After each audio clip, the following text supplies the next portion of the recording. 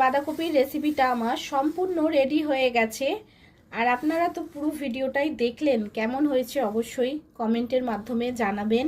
কারা কারা বাঁধাকপি খেতে ভালোবাসেন অবশ্যই কমেন্টে জানাবেন। নমস্কার বন্ধুরা, আমি মৌ আবারও চলে এসেছি নতুন একটা ভিডিওর সাথে। আশা করছি সকলেই ভালো আছেন, আমিও ভালো আছি। আমার এই ছোট্ট চ্যানেলে সকলকে স্বাগত। আজকে নিয়ে এসেছি নিরামিষ বাঁধাকপির রেসিপি। জানি আপনারা সকলেই পারেন করতে। আমি কিভাবে রেসিপিটা তৈরি করছি সেটাই আপনাদের সাথে শেয়ার করব। আশা করছি সকলে সাথে থাকবেন ভিডিও জুড়ে। চলুন, নিরামিষ বাঁধাকপি তৈরি করতে আমি কি কি উপকরণ নিয়েছি একটু দেখে নিন। এখানে ধুয়ে কেটে রেখেছি আলু, আর রেখেছি এখানে একটা মশলার তৈরি করে, এতে আছে হলুদ আর গুঁড়ো লঙ্কা আছে। এখানে আছে একটা শুকনো লঙ্কা, আদা ছিঁচে রেখেছি, ধনেপাতা, টমেটো আর রয়েছে কাঁচা লঙ্কা। এই দিয়েই আমি রেসিপিটা তৈরি করব। সকলে দেখতে থাকুন। গ্যাস জেলে একটা কড়া বসিয়ে দিয়েছি। আমি সব বাঁধাকপিগুলো একটু ভাপিয়ে নেব, হালকা ভাপিয়ে নেব, নিয়ে জলটা গেলে ফেলে দেব। এর সাথে আলুটাও দিয়ে দেব, একেবারে ভাপিয়ে নেব। নতুন বন্ধুদের, পুরনো বন্ধুদের অনেক অনেক ভালোবাসা এতটা পাশে থাকার জন্য। আর নতুন বন্ধুদের উদ্দেশ্যে বলছি, যারা চ্যানেলটা ভিজিট করছেন প্লিজ চ্যানেলটা সাবস্ক্রাইব করে ভিডিওটা দেখে লাইক কমেন্ট করতে ভুলবেন না। ছোট্ট করে একটা হাইপ করে দেবেন। এরই মধ্যে আমি আলুটাও দিয়ে দিচ্ছি, একেবারে ভাপিয়ে নেব। এটা সম্পূর্ণ নিরামিষ করব। লবণ দিয়ে দিচ্ছি আর একটু জল অ্যাড করব।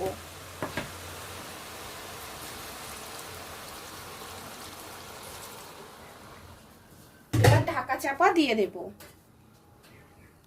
ঢাকাটা খুলে দেখি, আর দেখুন কতটা জল বেরিয়ে গেছে। আমি কিন্তু খুব একটা জল দিইনি, বাঁধাকপির একটা নিজস্ব জল থাকে,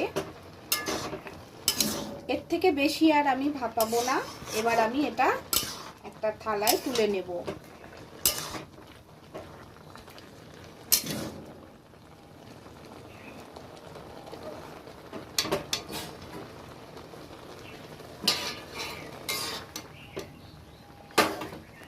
এই যে ভাপিয়ে রাখা বাঁধাকপিটা তুলে নিয়েছি এই থালাতে। কড়া বসিয়ে দিয়েছি, আর আমি সম্পূর্ণ রান্নাটা সর্ষের তেলেই করব। একদম ঘরোয়াভাবে, সিম্পলভাবে নিরামিষ বাঁধাকপির রেসিপিটা তৈরি করছি। একটু সাদা জিরে দিয়ে দিলাম ফোড়নে, আর একটা তেজপাতা, একটা শুকনো লঙ্কা দেব ফোড়নে, দিয়ে দিলাম।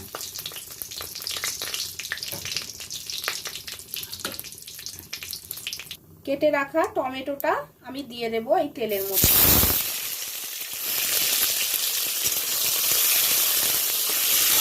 চিড়ে রাখা কাঁচা লঙ্কাটাও দিয়ে দিলাম।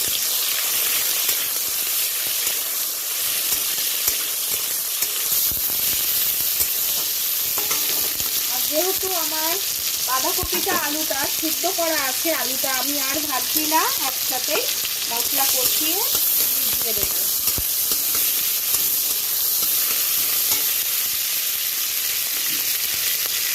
সেদ্ধ করে রাখা আদা বাটাটা দিয়ে দিলাম। আর খুব তাড়াতাড়ি চটজলদিও হয়ে যায় এইভাবে করলে।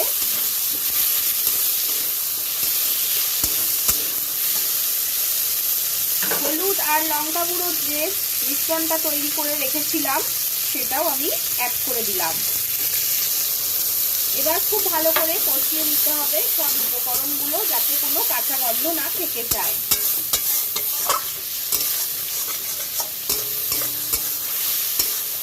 মশলা থেকে কি সুন্দর তেল ছেড়ে গেছে। এবার আমি একটু ভাজা জিরে গুঁড়ো অ্যাড করে দেব। এটাতেই কিন্তু তরকারির গন্ধটা আর স্বাদটা বাড়িয়ে দেবে।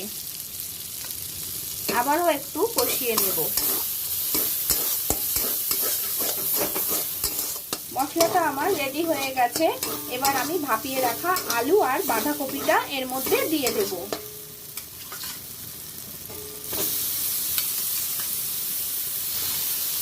খুব সহজে আর খুব তাড়াতাড়ি হয়ে যায়। আপনারা চাইলে বাড়িতে বানিয়ে খেতে পারেন।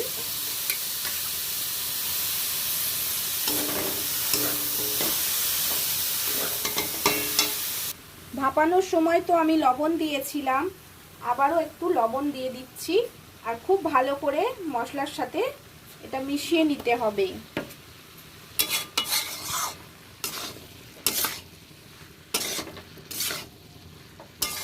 কাছে দূরে যে যেখান থেকে বন্ধুরা দেখছেন সকলকে অনেক অনেক ভালোবাসা।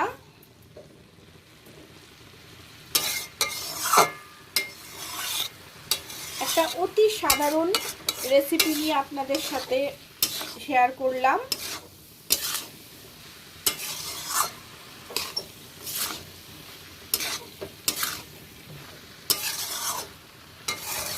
এবার একটু ঢেকে দেব। আমি এতে কোনো রকম আর জল অ্যাড করব না, এটা নিজস্ব জলেতেই হয়ে যাবে। আমি একটু ঢাকা দিয়ে দেব।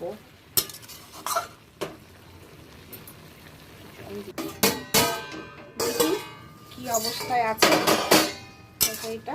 আমার সম্পূর্ণ কিন্তু রেডি হয়ে গেছে বাঁধাকপির তরকারি, নিরামিষ বাঁধাকপির তরকারি। এতে আমি একটু মিষ্টি অ্যাড করব।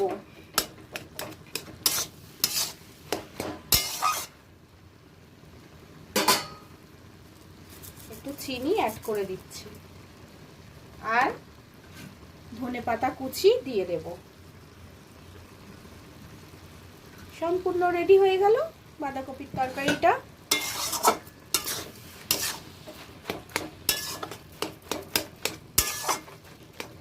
অতি সাধারণ সিম্পল একটা রেসিপি, খেতে কিন্তু দুর্দান্ত হয় এইভাবে যদি করেন।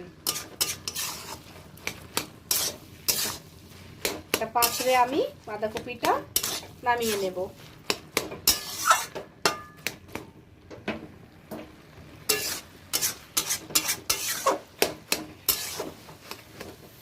নিরামিষ বাঁধাকপির রেসিপিটা আমার সম্পূর্ণ রেডি হয়ে গেছে। আর আপনারা তো পুরো ভিডিওটাই দেখলেন, কেমন হয়েছে অবশ্যই কমেন্টের মাধ্যমে জানাবেন। কারা কারা বাঁধাকপি খেতে ভালোবাসেন অবশ্যই কমেন্টে জানাবেন। তবে আজ এইটুকুই থাক, বাকি কথা আবার নতুন একটা ভিডিওয়ে হবে। সবাই ভালো থাকবেন, সুস্থ থাকবেন। সকলকে নতুন বছরের অনেক অনেক ভালোবাসা ও শুভেচ্ছা রইল। Tata, by.